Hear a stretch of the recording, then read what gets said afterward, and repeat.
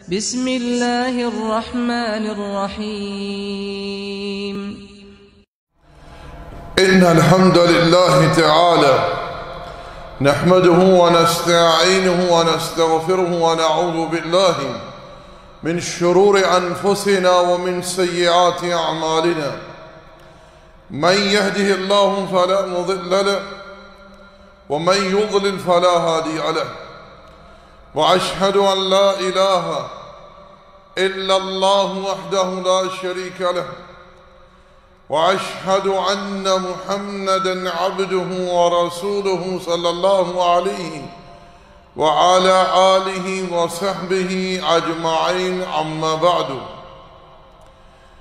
برادران اسلام، جیسا کہ یہ بات معلوم ہے کہ اللہ جل وعلا کی توفیق سے دعا کے متعلق دروس کا یہ سلسلہ جاری و ساری ہے.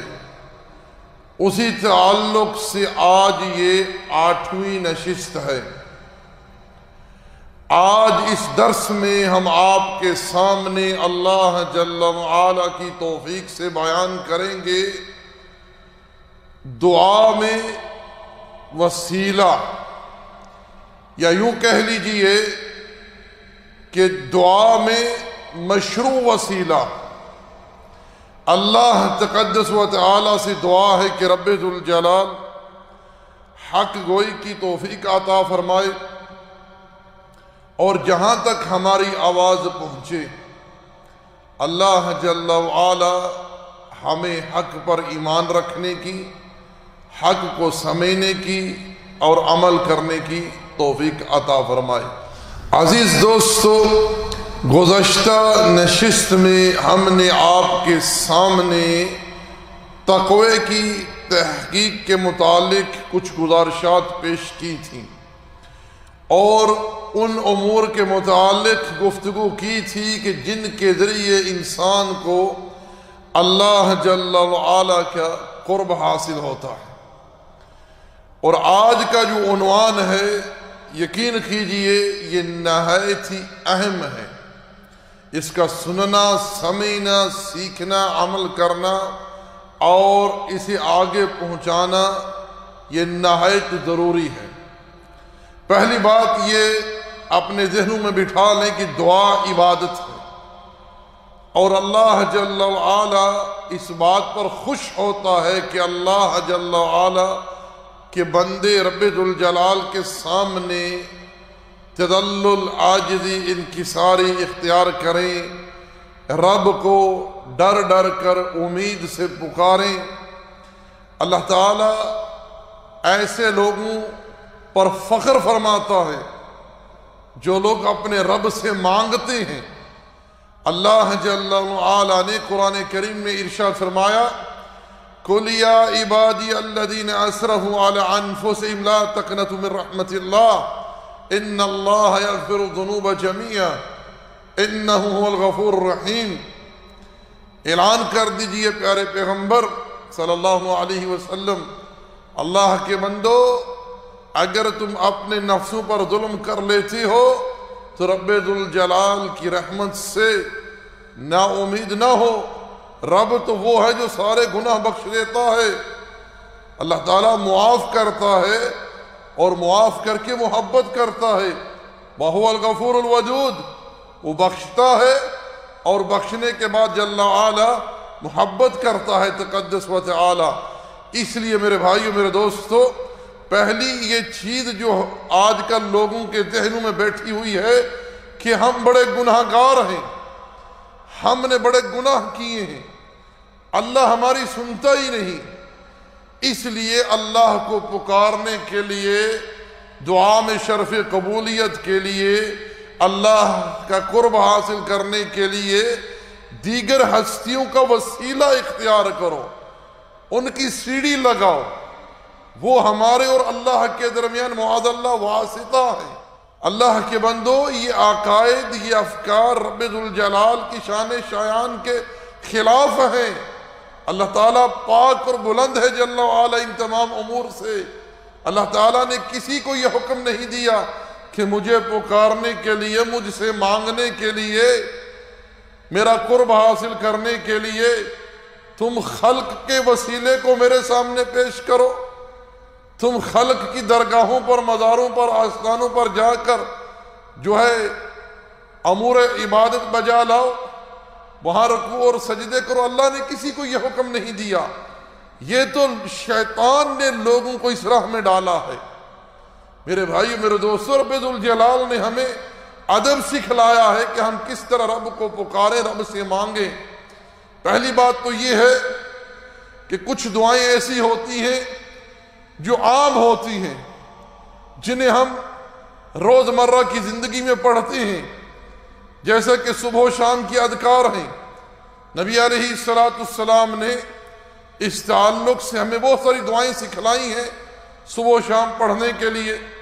اسی طرح کھانا کھانے سے پہلے کیا کہنا ہے، کھانے کے بعد کیا کہنا ہے، بیت الخلاء میں جانے سے پہلے کیا کہنا ہے، وہاں سے نکلنے کے بعد کیا کہنا ہے، اسی طرح گھر میں داخل ہوتے وقت کیا کہنا ہے، گھر سے باہر جاتے وقت کیا پڑھنا ہے، سوتے وقت کیا پڑھنا ہے، جاگنے وقت کیا پڑھنا ہے، ہوا کو دیکھ کر کیا پڑھنا ہے، چاند کو دیکھ کر کیا پڑھنا ہے، اسی طرح بارش نازل ہو رہی اس وقت کیا پڑھنا ہے، آندھی آ رہی اس وقت کیا پڑھنا ہے، غم سے، خوف سے اور ان تمام امور سے کس طرح اللہ جل وعلا کی پناہ طلب کرنی ہے۔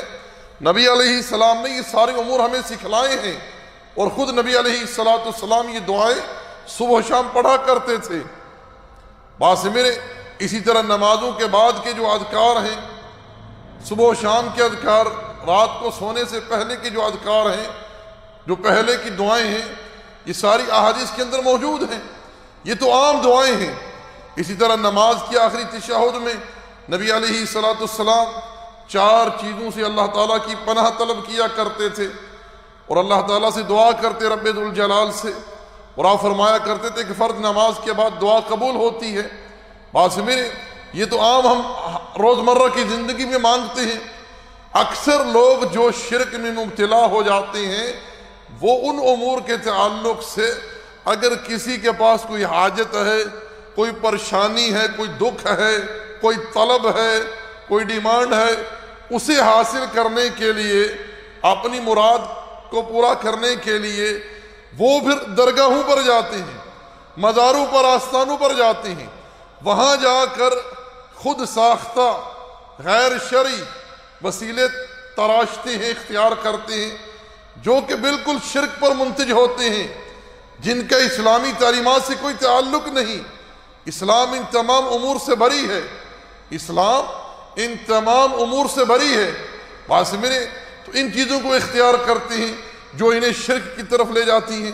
اللہ کے بندو، جب بھی کسی انسان کے پاس کوئی طلب ہو، کوئی حاجت ہو، کوئی سوال ہو، تو وہ اس بات پر پختہ یقین رکھے کہ میری طلب کو سننے والا، قبول کرنے والا اور عطا کرنے والا اللہ کے سوا کوئی نہیں۔ اللہ ہی وہ ذات ہے جو ہر جگہ، ہر کسی کی، ہر زبان میں، ہر پکار کو سنتا ہے، قبول کرتا ہے اور عطا کرتا ہے۔ پہلی یہ نیت ہو۔ دوسرا عقیدہ کیا ہو کہ ما سوا اللہ کے کسی اور کو ما فوق الاسباب پکارنا یہ شرک ہے، حرام ہے، ناجائز ہے، ایسا نہیں کرنا۔ اور اللہ کو جب پکارنا ہے تو پورے اخلاص کے ساتھ۔ اخلاص 2 طرح، پہلی چیز یہ ہے کہ اللہ کو پکاریں، اللہ کے ساتھ کسی اور کو نہ پکاریں۔ اللہ کو پکاریں، اللہ کے ساتھ ساتھ کسی اور کو نہ پکاریں۔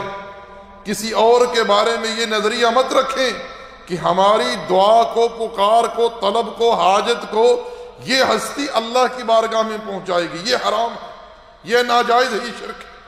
اس چیز کو اپنے ذہن میں مت لائیے۔ خود اپنے رب کو خالص پکاریے، بغیر کسی واسطے کے، وسیلے کے۔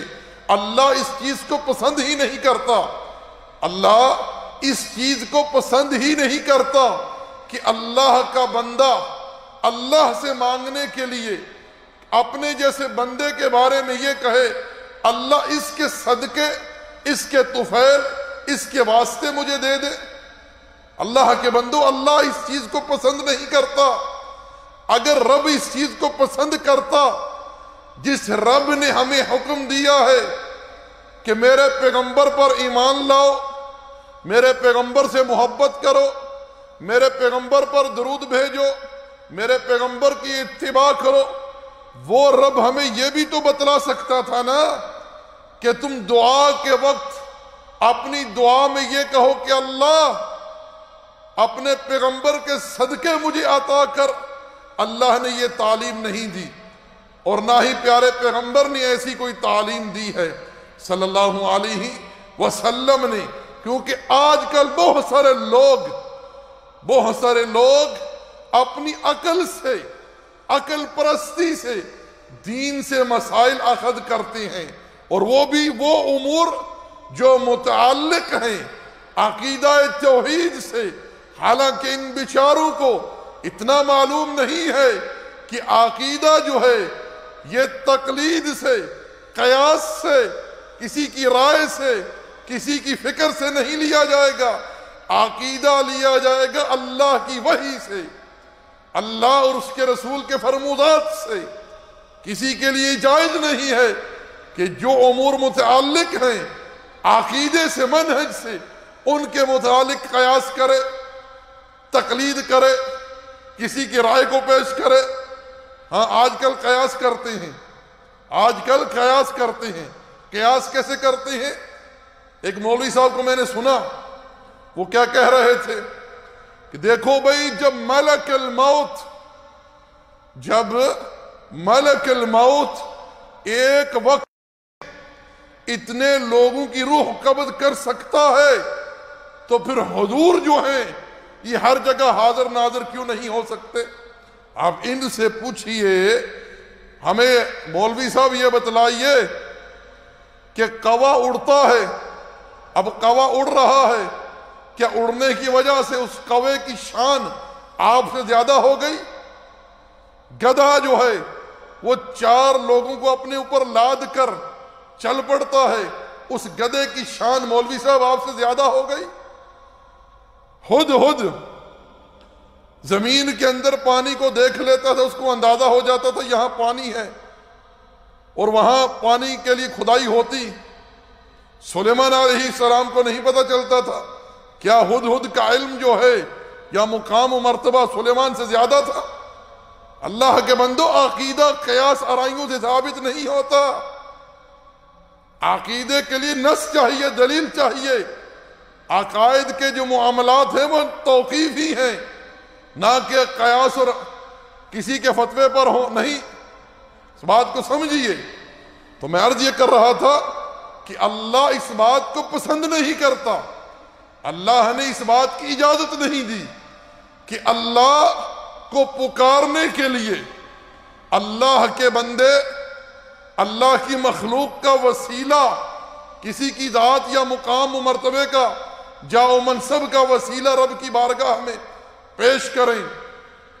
اللہ تعالیٰ نے قرآن کریم میں بہت سارے ایسی امور ذکر کیے ہیں جن کے متعلق لوگوں نے پیغمبر صلی اللہ علیہ وسلم سے سوال کیا۔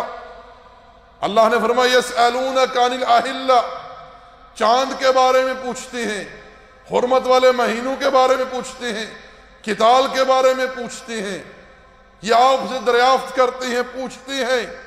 آپ کہیے، آپ جواب دیجئے۔ کیا کہا؟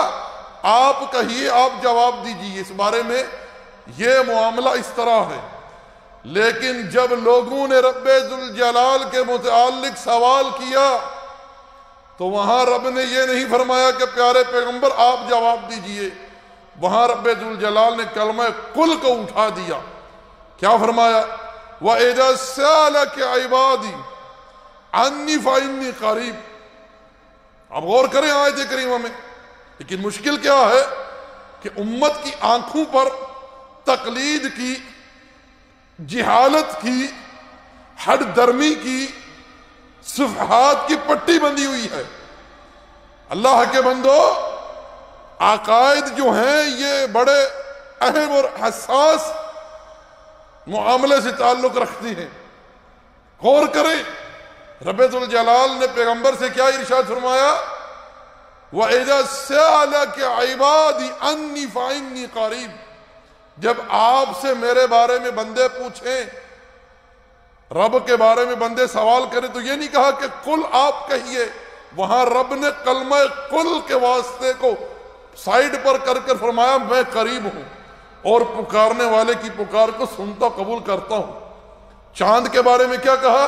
يَسْأَلُونَكَ عَنِ الْأَهِلَّةِ قُلْ هِيَ مَوَاقِيتُ لِلنَّاسِ، قل آپ کہیے، يَسْأَلُونَكَ عَنِ الْقِتَالِ، آپ جواب دیجئے، آپ جواب دیجئے۔ لیکن جہاں باری آئی رب ذوالجلال کے متعلق تو رب نے یہ نہیں کہا کہ آپ کہیے، رب نے فرمایا کہ میں قریب ہوں، میں قریب ہوں، پکارنے والے کی پکار کو سنتا ہوں، قبول کرتا ہوں، عطا کرتا ہوں۔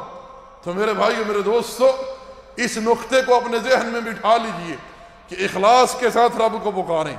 ایک اخلاص تو یہ کہ اللہ کے ساتھ کسی اور کو نہ پکاریں، نہ ہی کسی کو آواز دیں اور نہ ہی کسی کے جاہ و منصب کا وسیلہ پیش کر کے کہیں اللہ اس کے صدقے، اس کے طفیل، اس کے واسطے سن لے۔ یہ بھی رب ذوالجلال کی شان شایان کے خلاف ہے بات سے میرے۔ دوسری چیز یہ ہے کہ اللہ رب العالمین سے دعا کریں اخلاص کے ساتھ، دعا میں ریاکاری نہ ہو، دعا میں ریاکاری نہ ہو۔ اب آپ سوچ رہے ہوں گے یہ ریاکاری کیسی ہوتی ہے؟ میں بتلاتا ہوں ریاکاری کیسی ہوتی ہے، ایک مثال دے کر سمجھاؤں گا۔ آپ لوگوں نے دیکھا ہوگا کہ آج کل ہمارے معاشرے میں کوئی مر جائے تو اس کی تعزیت کے لیے لوگ آتے ہیں، وہ گھر والے جو مرد احباب ہوتے ہیں وہ علیحدہ پھوڑی ڈال کے بیٹھے ہوتے ہیں، خواتین علیحدہ بیٹھی ہوتی ہیں۔ اب جو آتا ہے تعزیت کے لیے تو وہ ہاتھ اٹھاتے ہیں، فاتحہ کھو جی، فاتحہ کھو جی، دعا کرو جی، کیا کرو؟ دعا کرو۔ ہمارے ایک عزیز فوت ہو گئے، میں پاکستان گیا ہوا تھا، میں بھی وہاں آ کر بیٹھ گیا کیونکہ کچھ لوگ میرے تعلق والے آ رہے تھے اور بارہا پوچھ رہے تھے کہ عامر کہاں ہے، آ کر میں بیٹھ گیا۔ اب میں نے واللہ دیکھا عیسائی آئے، عیسائی، اللہ کی قسم عیسائی آئے، عیسائیوں نے آ کر کیا کہا؟ فاتحہ کھو جی، دعا منگو جی۔ اب سب ہاتھ اٹھائے ہوئے ہیں، ایک آیا اس نے منہ میں پان ڈالا ہوا ہے، اس کا منہ پان سے بھرا ہوا ہے، فاتحہ کھو جی، ہاتھ اٹھائے اور ساتھ میں وہ پان تھوک رہا ہے۔ اب یہاں مجھے یہ بتلائیں کیا اس دعا میں کوئی اخلاص ہے؟ اس دعا میں کوئی اخلاص ہے؟ وہ عادتاً سب ایسے ہاتھ اٹھاتے ہیں، جیسے وہ ہاتھ نیچے کرتا ایسے کر کے ایسے کرے جا رہے ہیں۔ یہ عبادت نہیں، یہ عادات ہیں۔ یہ کیا ہے؟ یہ عادات ہے۔ اللہ کو یہ چیزیں نہیں چاہیے، اور ان میں ریا ہے، دکھاوا ہے۔ دعا مانگنے آئے ہیں، دعا مانگنے آئے ہیں کس لیے؟ تاکہ کوئی یہ نہ کہے کہ فاتحہ آخر نہیں آیا، حالانکہ سورۃ الفاتحہ قرآن کی سورت ہے، اسے کوئی پڑھتا ہی نہیں ہے دعا میں، حالانکہ وہاں پڑھنا سنت نہیں ہے، لیکن میں مثال دے رہا ہوں۔ سنت کہاں ہے؟ جنازے میں پڑھنا، جنازے میں پڑھنا، نماز جنازہ میں سورۃ الفاتحہ پڑھنا سنت ہے، لیکن وہاں کہیں گے نہیں ہم تو حنفی، ہم نہیں پڑھیں گے، ہم تو امام ابو حنیفہ کی تقلید کرنے والے، ہم نہیں پڑھیں گے۔ اللہ کے بندو، پیارے پیغمبر کی سیرت، اسوہ، آپ کی سنت اتباع سب پر فرض ہے اور سب سے اعلیٰ ہے، بات میرے، اور سب سے مقدم ہے، تو وہاں یہ فاتحہ نہیں پڑھیں گے۔ لیکن یہاں دیکھا دیکھی، عادات کی بنا، تقالید کی بنا پر فاتحہ کھو جی۔ میں یہاں بتلانا یہ چاہ رہا ہوں، یہ دیکھیے یہ دعا میں ریا ہے، اس میں اخلاص نہیں ہے۔ اس طرح کی بہت ساری مثالیں دی جا سکتی ہیں۔ اکثر لوگ یہ جانتے ہیں قل کرنا، دسواں کرنا، چالیسواں کرنا، برسی کرنا ہے، میلاد منانا، یہ سنت نہیں ہے، یہ اسلام نہیں ہے، اسلامی تعلیمات نہیں ہے۔ پھر کیوں کرتے ہو جی؟ لوگ میڑا مارن گے، لوگ تانے دیں گے، کیسا پترے، کیسا پرا آئے کہ پیو مر گیا، نہ کل نہ دسواں نہ لینی نہ دینی ہے۔ کوئی فکر چنتا ہی نہیں ہے، لوگوں کے طعنوں کی ڈر کی وجہ سے یہ کچھ کرتے ہیں. کیا اس میں اخلاص ہے؟ پہلی چیز تو یہ ہے کہ یہ چیزیں بدعات پر مبنی ہیں. دوسری چیز یہ کہ ان میں اخلاص بھی نہیں ہے. اللہ کے بندو، سنت وہ ہوتی ہے جو پیارے پیغمبر سے ثابت ہو، قولاً و عملاً یا تقریراً، اور اس کا نص کتاب و سنت میں موجود ہو. لیکن یہ خرافات، اللہ المستعان. تو میں عرض یہ کر رہا تھا کہ دعا میں اخلاص ہو، اسی طرح پورا پختہ عزم ہو، یقین ہو، انسان صدق دل سے دعا کرے اور کوشش کرے اگر کوئی ایسا موقع مرحلہ آ جائے تو باوضو ہو جائیں اور بڑے وقار کے ساتھ قبلہ رخ ہو کر بیٹھیں دعا کرتے وقت. اور اگر یہ کیفیت ہو تو زیادہ بہتر ہے، جیسے کہ آپ تشہد میں بیٹھتے ہیں اس طرح بیٹھ کر قبلہ رخ ہو کر ہاتھ اٹھائیں. ہاتھ اٹھانا بڑی اعلیٰ چیز ہے، کیونکہ نبی علیہ السلام نے ارشاد فرمایا کہ رب ذوالجلال فرماتا ہے کہ جب میرا کوئی بندہ میری بارگاہ میں میرے جناب ہاتھ اٹھاتا ہے دعا کے لیے تو مجھے حیا آتی ہے کہ میں اس کے ہاتھ خالی اٹھاؤں. اللہ اکبر، یعنی کتنی شان کی بات ہے. اب غور کریں کہ دعا مانگنا، اللہ کے بندو دعا مانگنا کتنی عظیم بات ہے کہ رب فرما رہا ہے کہ جب کوئی میرا بندہ میرے جناب میری بارگاہ میں ہاتھ اٹھاتا ہے تو مجھے حیا آتی ہے کہ میں اس کے ہاتھ خالی لٹاؤں. اٹھائیے ہاتھ. سب سے پہلے اللہ جل وعلا کی حمد و ثنا بیان کریں، اللہ کی تعریف کریں، اللہ کی تسبیح بیان کریں جیسے ہی آپ کو میسر ہو. اللہ کے رسول صلی اللہ علیہ وسلم نے صحابہ کرام کو اللہ جل وعلا سے مانگنے کا طریقہ سلیقہ سکھلایا. ایک شخص کو آپ نے یہ دعا سکھلائی کہ تو یہ کہے اللہم انی اسألک و اشہدک بأنک انت اللہ لا الہ الا انت الاحد الصمد الذي لم یلد ولم یولد ولم یکن له کفوا احد.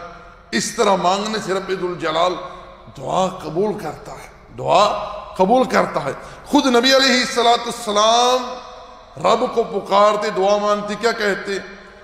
اسألک بکل اسم هو لک سمیت به نفسک او انزلته فی کتابک او علمته احد من خلقک او استأثرت به فی علم الغیب عندک. میں تجھ سے سوال کرتا ہوں ہر اس نام کے ذریعے جو تو نے خود اپنے لیے پسند کیا ہے، اپنی کتاب میں اتارا ہے، یا اپنے کسی بندے کو یعنی انبیاء میں سے کسی کو سکھلایا ہے، یا تو نے اپنے خزانہ غیب میں اس نام کو محفوظ کر رکھا ہے.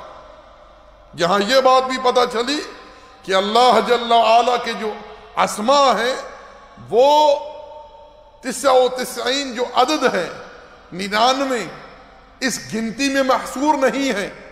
یہ تو چند نام ہیں جو رب نے متعارف کروائے ہیں. ان کے علاوہ رب کے کتنے نام ہیں رب کے سوا کوئی نہیں جانتا. اب میں کہتا ہوں کہ میرے پاس 500 روپے ہیں، اس کا مقصد یہ نہیں کہ میرے پاس صرف 500 روپے ہیں، میرے پاس پیسے ہیں لیکن میں نے خبر کتنوں کی دی ہے؟ 500 روپے کی. کتنوں کی؟ 500 روپے کی.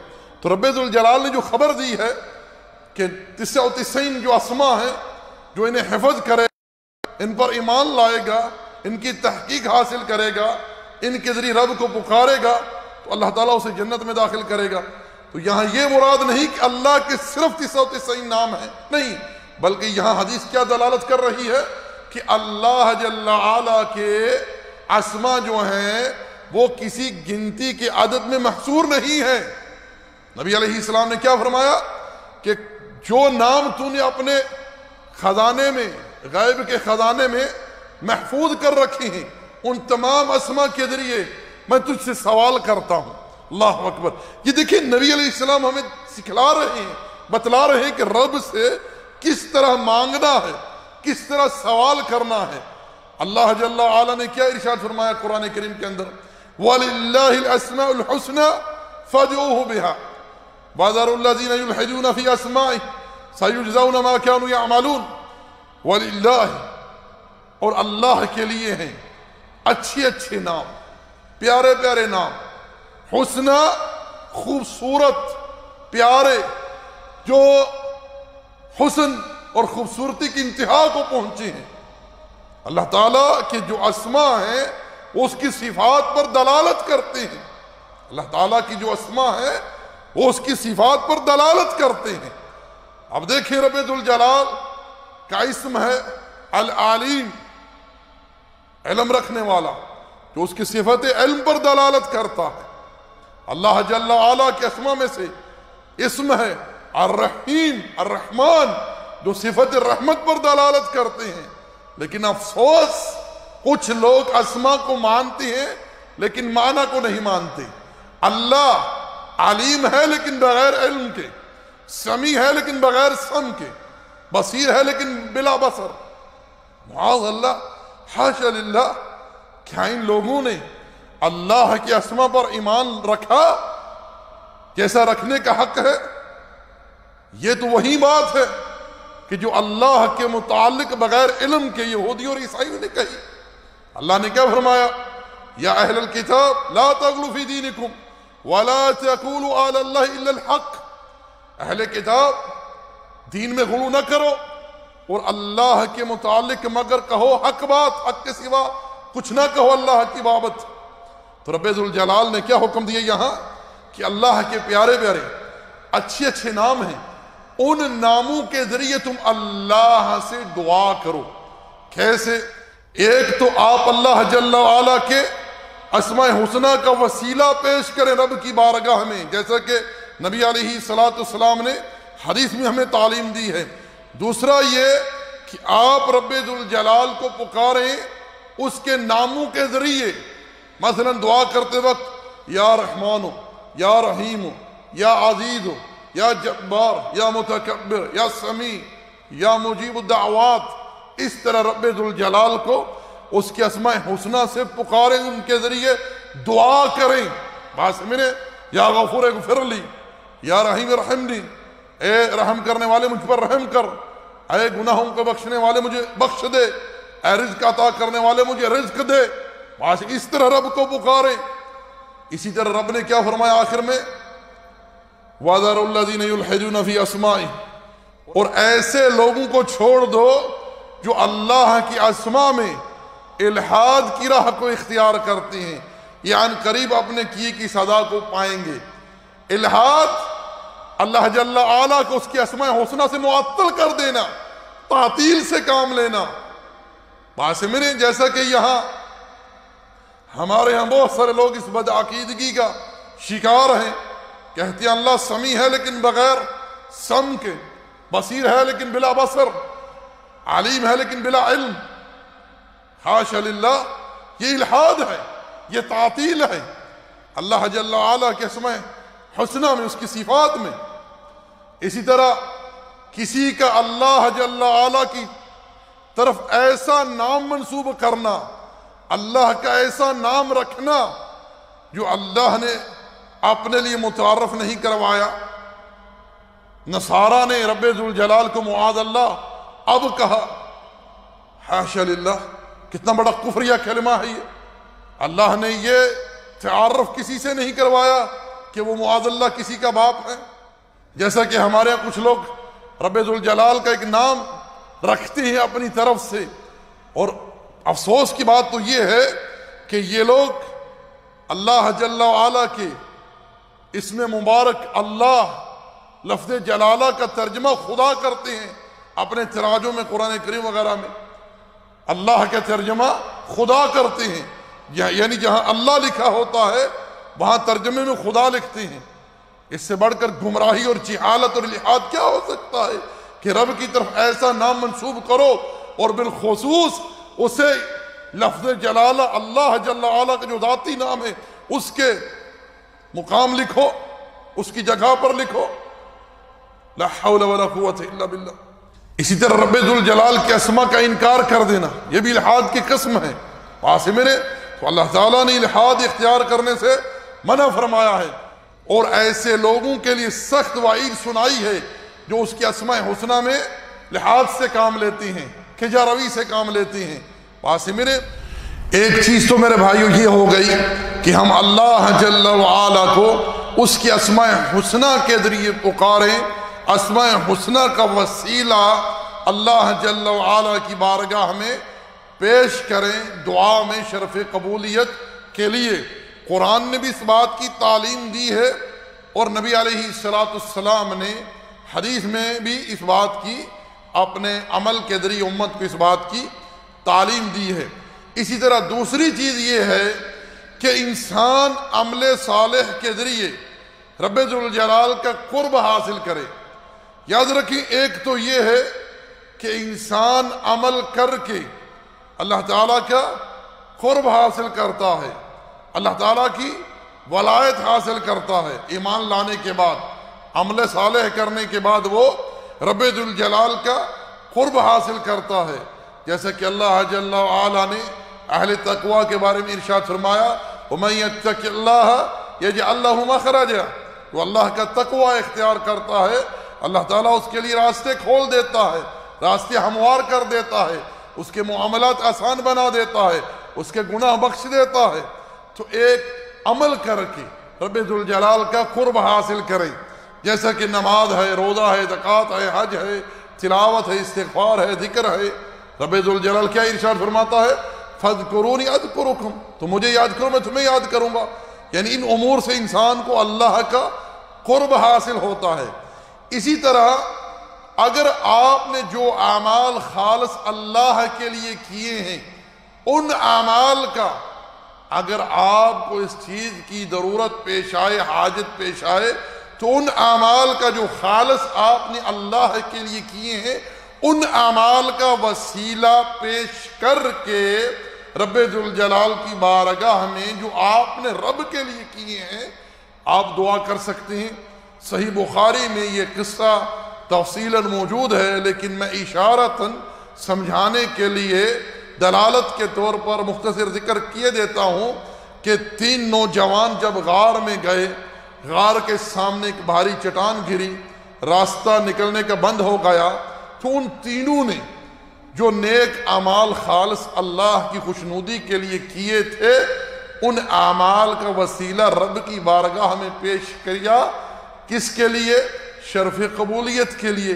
یہاں نبی علیہ السلام نے ہمیں 2 چیزوں کی تعلیم دی ہے جو ظاہری طور پر ہمارے سامنے آ رہی ہے، وہ یہ کہ ایک تو انسان عمل صالح کرے، گناہوں سے بچے، ایسا کرنے سے اسے رب کا قرب حاصل ہوگا۔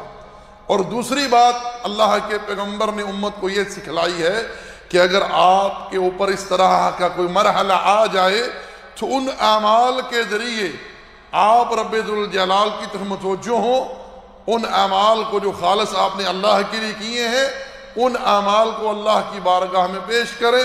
رب ذوالجلال جو ہے دعا کو شرف قبولیت عطا فرمائے گا، جیسا کہ ان 3 نوجوانوں کی دعاؤں کو رب نے سنا، پکاروں کو سنا، اور جو انہوں نے نیک اعمال رب کے لیے کیے تھے ان اعمال کا انہوں نے وسیلہ پیش کیا، تو اللہ تعالیٰ نے انہیں وہاں سے نجات عطا کر دی۔ تو میرے بھائی یہ امور وہ ہیں جو قرآن و سنت کی تعلیمات سے ہمارے سامنے ثابت ہیں، ہمارے سامنے عیاں ہیں۔ اب ہم ان کو چھوڑ کر ایسی راہ اختیار کریں یا ایسی امور اختیار کریں جنہیں شریعت نے ہمارے لیے جائز نہیں قرار دیا، بلکہ پہلی امتیں، پہلے لوگ انہی امور کی وجہ سے شرک کے مرتکب ہوئے، اور نبی صلی اللہ علیہ وسلم نے اس چیز سے منع فرمایا ہے، روکا ہے۔ پاس میرے اللہ کے پیغمبر اس دنیا سے رخصت ہو رہے تھے اور اس قبر پرستی کی شرک کی وجہ سے ایک قوم کے اوپر لعنت کر رہے تھے کہ انہوں نے انبیاء کی قبروں کو سجدہ گاہ بنا لیا۔ تو میرے بھائیو، میرے دوستو، لوگوں کو چاہیے کہ ان تمام امور سے باز آئیں، مساجد میں آئیں، مساجد میں آ کر رب کو پکاریں۔ اور ہم نے گزشتہ دروس میں بتلایا تھا وہ مقام، وہ جگہیں، وہ اوقات جن میں دعا قبول ہوتی ہے۔ اٹھیے رات کو آخری پہر میں رب کو پکاریں، جس وقت رب ذوالجلال آسمان دنیا کی طرف نزول فرماتا ہے اور فرماتا ہے مَن يَدْعُونِ فَأَسْتَجِيبَ لَهُ مَن يَسْأَلُنِ فَأُوتِيَهُ من یستغفر فاغفر لہ، کون ہے جو مجھ سے دعا کرے میں اس کی دعا قبول کروں، کون ہے جو مجھ سے سوال کرے میں اس کے سوال کو اسے عطا کروں، کون ہے جو مجھ سے گناہوں کی بخشش مانگے میں اس کے گناہ بخش دوں۔ رب یہ فرماتا ہے جل وعلا، رب ذوالجلال اس بات پر خوش ہوتا ہے کہ جب بندہ رب سے مانگتا ہے، انسان جب رب سے مانگتا ہے رب اس بندے پر خوش ہوتا ہے، اور دعا کرنے سے انسان کو اللہ کا قرب حاصل ہوتا ہے، انسان کو رب کے ساتھ خلوت حاصل ہوتی ہے۔ بات سمجھے؟ تو ان امور کو اختیار کیجئے، بات سمجھے؟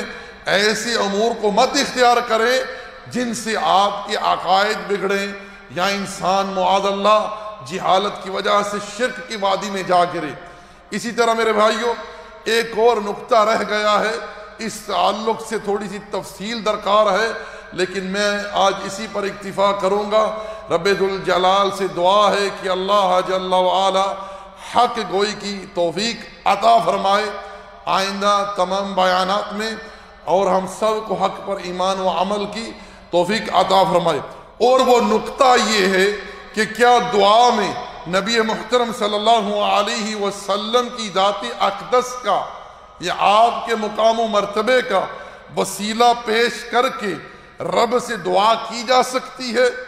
کیا اسلامی تعلیمات کی روح سے یہ بات ہمارے لیے مباح ہے، صحیح ہے ایسا کرنا؟